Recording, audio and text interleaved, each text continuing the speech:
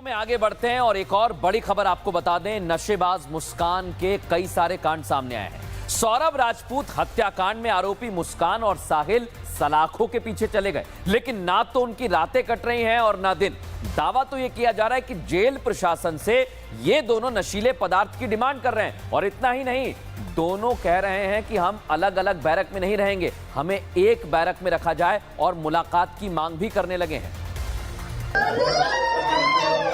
जो मुस्कान और साहिल सौरभ का बेरहमी से कत्ल करने के बाद पहाड़ की वादियों में जश्न मनाते दिख रहे थे, चेहरे पर बिना किसी शिकन के मस्ती में झूम रहे थे। सलाखों के पीछे जाने के बाद उनकी बेचैनी बढ़ गई है। वजह है नशा, और उसके बिना न उनकी रात कट रही है न दिन गुजर रहा है। सूत्रों के मुताबिक साहिल शुक्ला गांजे की लत से परेशान है और बिना उसके वो काफी ज्यादा परेशान लग रहा है। तो वहीं मुस्कान रस्तोगी जेल में मॉर्फिन इंजेक्शन की मांग कर रही है। दोनों जेल के पीछे जाने के बाद गुमसुम हैं। तो वहीं जेल के अधीक्षक का कहना है कि दोनों नशे के आदी हैं और उनका नशा छुड़वाने के लिए काउंसलिंग कराई जा रही है। कारागार में नशा मिल नहीं सकता, यहाँ पर नशा मुक्ति केंद्र है, उसके माध्यम से उसका उपचार किया जा रहा है। और जो नशे के विड्रॉल सिम्टम आते हैं, उन दोनों को सिम्टम थे तो चिकित्सक के द्वारा उनको दवाई दिलवाई जा रही है। 10 से 15 दिन में नशे की आदत छूट जाए। और हमारे यहाँ जो नशा मुक्ति केंद्र है उसमें योग, ध्यान, मेडिटेशन आदि प्रक्रियाएं होती हैं, फिजिकल एक्टिविटीज होती हैं, उसमें शामिल करके नशा से बिल्कुल दूर करें।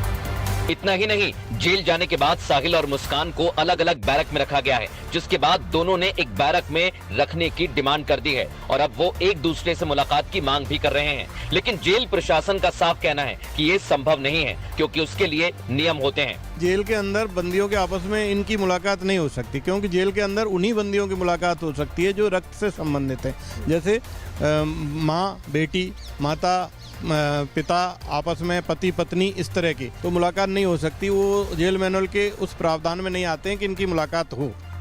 इधर मुस्कान ने अपनी पैरवी के लिए सरकारी वकील की मांग उठाई है, क्योंकि मुस्कान के परिवार वाले ना तो उससे मिलने आए हैं और ना शायद केस लड़ने के लिए आगे आएंगे। तो साहिल को सरकारी वकील मुहैया कराने की बात हो रही है। कल उसने मेरे सामने पेश होकर के एक डिमांड की कि मेरे घर वाले केस नहीं लड़ेंगे, मुझे जो है सरकारी वकील दिया जाए। तो उसका प्रार्थना पत्र हम माननीय न्यायालय को अनुशंसा के साथ भेज रहे हैं और उसकी ये कार्रवाई शुरू हो जाएगी, उसको निजी अधिवक्ता मिल जाएगा। इधर आरोपी साहिल के घर सुरक्षा पुख्ता कर दी गई है। सुबह सुबह पुलिस के जवान साहिल के घर पहुंचे। सुरक्षा इस लिहाज से लगाई गई है कि कोई घर के अंदर न जा पाए। ये साहिल का घर है और इस तरफ देखिए लगातार जो नज़र है वो पुलिस की भी बनी हुई है। पुलिस यहाँ पर आपको नज़र आएगी किस तरीके से इस पूरे जो घर है इसको अब लॉक कर दिया गया है। इस घर में जो एविडेंस है वो सबूत है, इस लिहाज से कदम उठाए जा रहे हैं। और ये ही वो मकान है साहिल का जो कि इस वक्त सबसे ज़्यादा सुर्खियों में है, चर्चाओं में है। समय समय पर यहाँ पर पुलिस पहुँचती रहती है।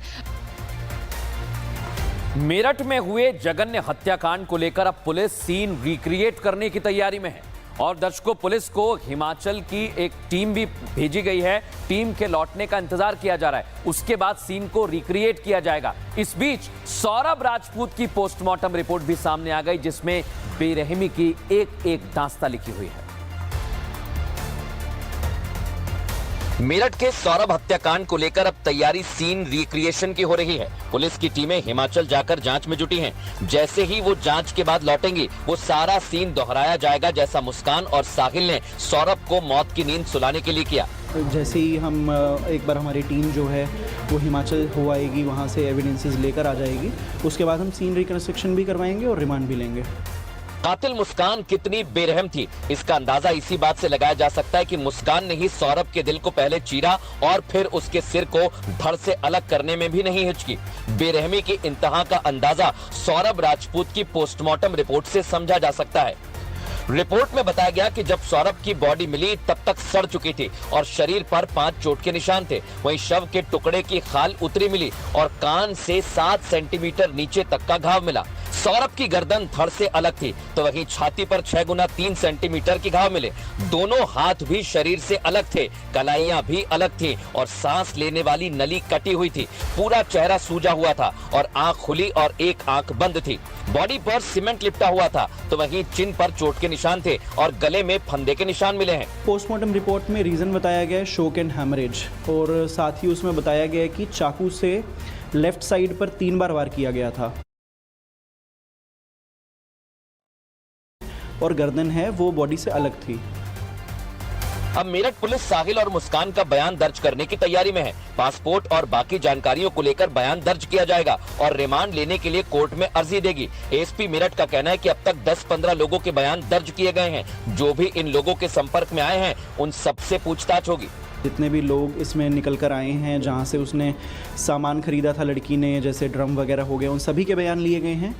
जहाँ से जिस मेडिकल शॉप से दवाई ली है, सभी प्रकार से जितने भी लोग इसमें निकल कर आए हैं सभी हम उनके बयान करवा रहे हैं और उनके थ्रू जो बातें हमें पता लग रही है उसको भी हम विवेचना का पार्ट बना रहे हैं। वहीं रिपब्लिक भारत की टीम लगातार इस वारदात से जुड़ी हर पड़ताल करने की कोशिश कर रही है। मुस्कान और साहिल 5 से 7 तारीख तक शिमला के एक होटल में कमरा नंबर 408 में रुके थे। इसके बाद वो मनाली के एक होटल में गए। होटल के मैनेजर ने बताया कि दोनों ने बाकायदा रजिस्टर में साहिल शुक्ला और मुस्कान रस्तोगी लिखा। 10 तारीख को आए थे यहाँ पे। इनका नाम साहिल शुक्ला और मुस्कान रस्तोगी नाम था इनका। ये 10 तारीख को यहाँ पे आए थे स्टे के लिए। तो ये लॉन्ग टर्म के रुके थे, 5 दिन के रुके थे और 16 को चेकआउट होता है इनका। जैसे जो सिंपल प्रोसीजर होता है, आईडी वगैरह दी उन्होंने और वैसे चेक इन हुआ उनका और उनके साथ उनका ड्राइवर था, बाकी और कोई भी नहीं था। सौरभ हत्याकांड को लेकर पुलिस हर कड़ी को जोड़ रही है, चाहे वो ड्रम दुकानदार हो या फिर चाकू खरीदने वाली दुकान। पुलिस अब सीन रिक्रिएट कर जल्द ही कुछ और बड़े खुलासे कर सकती है।